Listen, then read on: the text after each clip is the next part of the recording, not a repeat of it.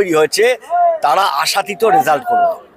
আরাবুল ইসলাম যে পরবর্তী মিটিংয়ে আপনাদের যে সিপিএম জোট থেকে আপনাদের সংযুক্ত করছেন নেতারা কি আসবে আরাবুলের কথা?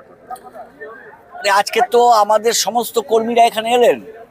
আমরা লড়ছি তো তৃণমূলের বিরুদ্ধে, আমরা লড়ছি তো বিজেপির বিরুদ্ধে। এখানে প্রার্থী বড় কথা নয়।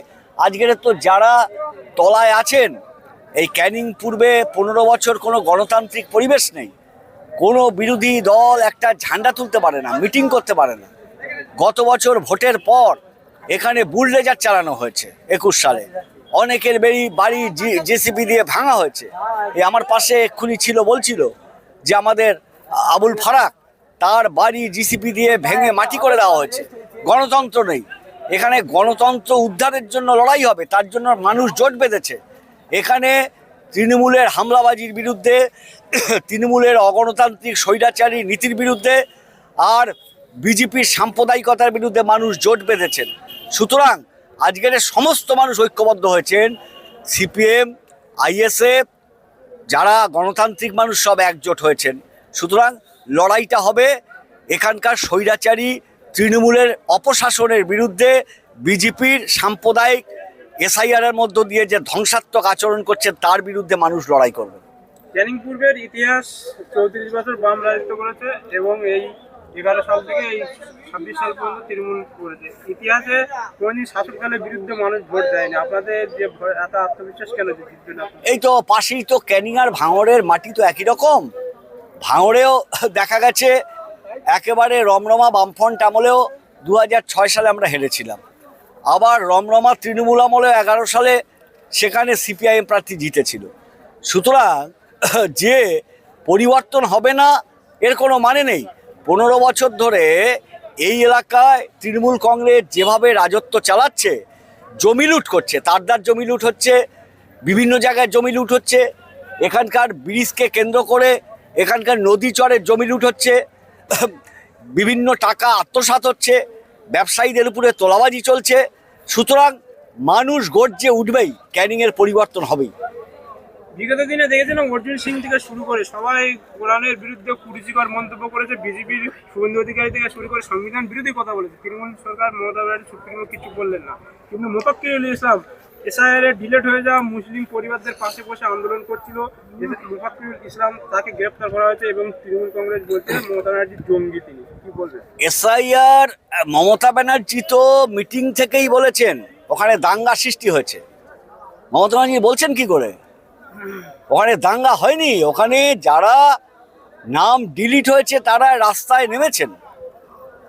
তাদের একেবারে বাপ ঠাকুরদার থেকে তারা এখানে বসবাস করছেন।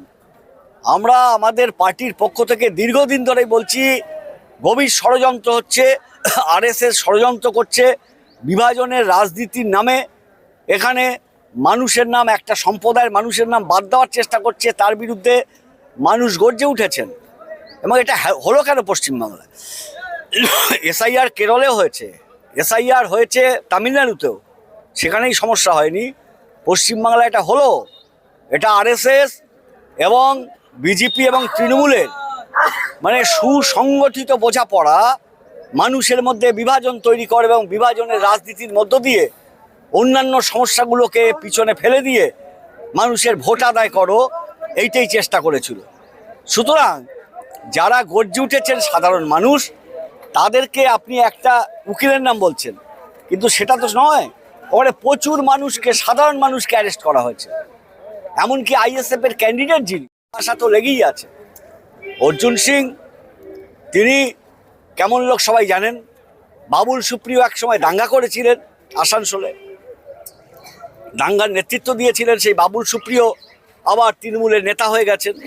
সুতরাং এই দুই পার্টির মধ্যে আমরা দীর্ঘদিন ধরেই বলছি তৃণমূল আর বিজেপির মধ্যে সেটিং আছে।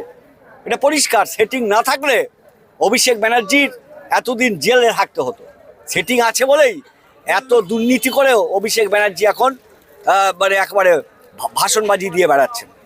তাহলে কি মমতা ব্যানার্জি ভয় পেয়েছে যে বাম শক্তি এবং এরকম নওশাদ সিদ্দিকীর মতো লোকদের কন্ট্রোল করতে চাইছে? কন্ট্রোল তো করতে চাইছেই। মীনাক্ষীকে অ্যারেস্ট করেছিল। আনিস খান যখন হত্যা করা হলো, মীনাক্ষী প্রতিবাদ করতে গিয়েছিল, তাকে অ্যারেস্ট করা হয়েছে, তাকে মারধর করা হয়েছিল। ভিডিও দেখেছেন, ফুটেজ, সে খুঁড়িয়ে খুঁড়িয়ে লকআপে যাচ্ছে। আবার নওশাদ সাহেব যখন লড়াই করেছিলেন, তাকে বিনা অপরাধে 40 দিনের বেশি জেলে রাখা হয়েছিল। চেষ্টা করছে, কিন্তু যারা মানুষের জন্য লড়ছেন, সাম্প্রদায়িক সম্প্রীতির জন্য লড়ছেন, ছেলে মেয়েদের চাকরির জন্য লড়ছেন, যারা দুর্নীতির বিরুদ্ধে লড়ছেন, মমতা ব্যানার্জি তাদের ঠেকিয়ে রাখতে পারবেন না। তারা যেহেতু এগিয়ে যাচ্ছেন, তাই কণ্ঠরোধ করার চেষ্টা হচ্ছে। আপনারা বিরোধীরা কটাক্ষ করে যে বাম মহাশূন্য পৌঁছে গেছে, বাম মহাশূন্য পৌঁছে গেছে। আপনারা কি এবারে 26শে বিধানসভা আপনাদের কি কিছু সিট আছে? আমরা বলতে পারি, গভীর চক্রান্ত করে 11 সালে বামফ্রন্টকে পরাজিত করানো হয়েছিল। সমস্ত শক্তি এককাট্টা হয়েছিল। বাম ময়দান ছাড়েনি, বাম ময়দান ছাড়েনি, বাম লড়াই করে গেছে। বিজেপি আর তৃণমূল ধর্মের ভিত্তিতে মানুষকে বিভাজন করেছে। বাম আইএসএফ মানুষের রুটি রুজি গণতন্ত্রের জন্য রাস্তায় নেমেছে। মানুষ এই বিকল্প নীতিতে সমর্থন করবেন, এই আশা আমরা করছি, এবং এবার ভালো রেজাল্ট হবে। বাম এবং আইএসএফের শক্তির ভালো রেজাল্ট হবে পশ্চিমবঙ্গে।